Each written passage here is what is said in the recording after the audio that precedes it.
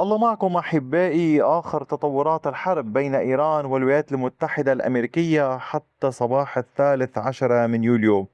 قبل بدء العمليات العسكرية كان هناك أزمة سياسية. بدأت الأزمة بتصريحات متبادلة هدفت إلى تثبيت الرواية السياسية في الولايات المتحدة.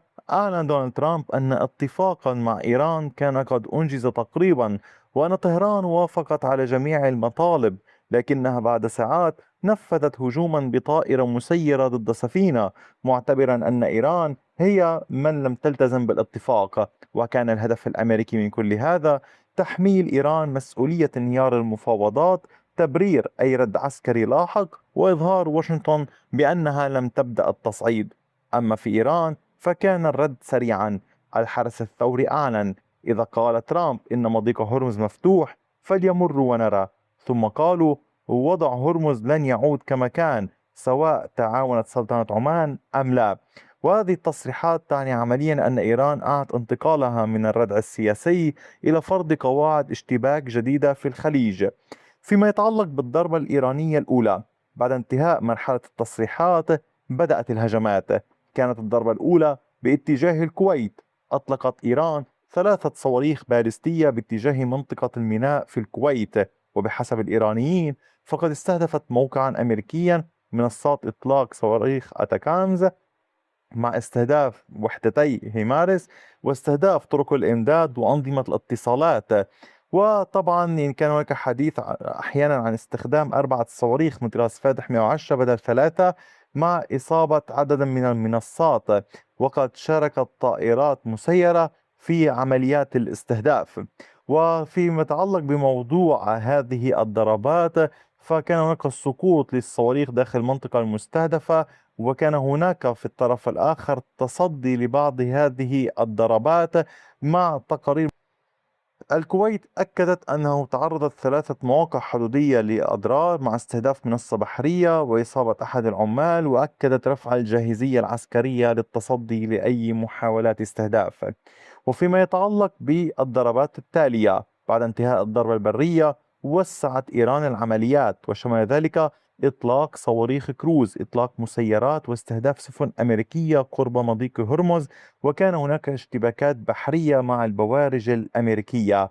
وهنا تغيرت طبيعة المعركة.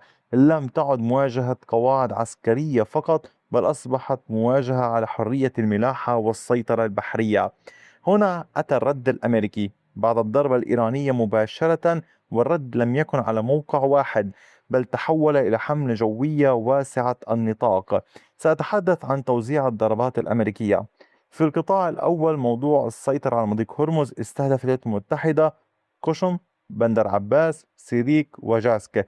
والهدف العسكري كان هو يكون قول الضغط على قواعد الحرس الثوري البحرية، واستهداف منصات الصواريخ الساحلية والرادارات والزوارق السريعة والبنية المسؤولة عن إغلاق المضيق. وهذا أمر تكرر في الأيام الماضية. هذا القطاع يمثل مركز الثقل البحري الإيراني. في القطاع الثاني باتجاه البنية البحرية والنفطية، إن أمكن تقسيمه على هذا النحو: شمل أبو شهر، بندر مشار، أبدان، وخرم شهر. وهنا كان الضغط على الموانئ العسكرية، مراكز الإمداد، قواعد الدعم، وأيضا البنية اللوجستية، أي محاولة حرمان إيران من استمرار العمليات البحرية. والقطاع الثالث العمق العسكري في خوزستان، شمل الأهواز، استهداف دسفول، أندميشك، بهبهان، هويزة، حميدية، سونسكارت، وصالحية، وشتكان. وهذه المنطقة تضم قواعد جوية، مخازن صواريخ، قيادة وسيطرة، عقد مواصلات، ودفاعات جوية. أي أن الضربات لم تستهدف الساحل فقط، بل استهدفت العمق العملياتي. وإن أمكن القول كان هناك إحدى التقارير حول استهداف منطقة خنداب. أي هذا يعني بنك الأهداف الأمريكي امتد إلى الداخل الإيراني، ما يشير إلى رغبة في استهداف قدرات استراتيجية تتجاوز الجبهة الساحلية. وفيما يتعلق بانتشار العمليات، فخلال أقل من ساعات أصبحت المعركة موزعة على 4 جبهات: الكويت، حيث كان هناك ضربات إيرانية على القواعد الأمريكية; في الخليج، حيث حصلت الاشتباكات البحرية; في جنوب إيران، حملة جوية أمريكية واسعة; وفي مضيق هرمز محاولة كل طرف فرض السيطرة النارية على المضيق.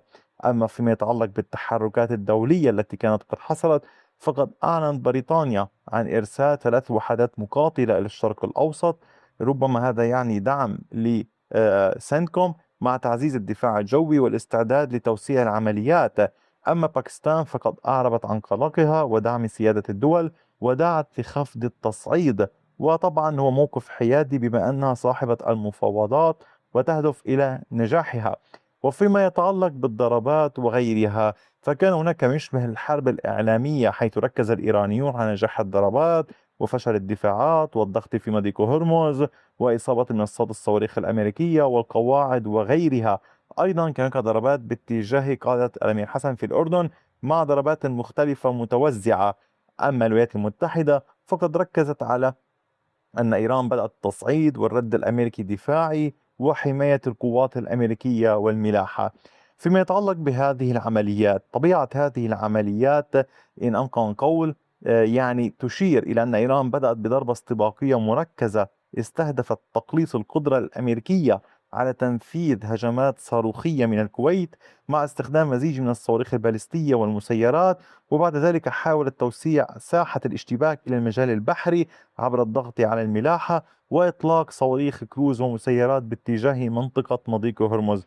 في المقابل، الولايات المتحدة لم تكتفي برد محدود على موقع الضربة، بل نفذت حملة جوية واسعة كما قلنا توزعت على محور مضيق هرمز، في هنا قشم، بندر عباس، سريك جاسكة، ومحور الساحل والنفط في بوشهر وخرم شهر وأبدان، ومحور العمق العسكري في خوزستان، مع الضربات باتجاه خنداب.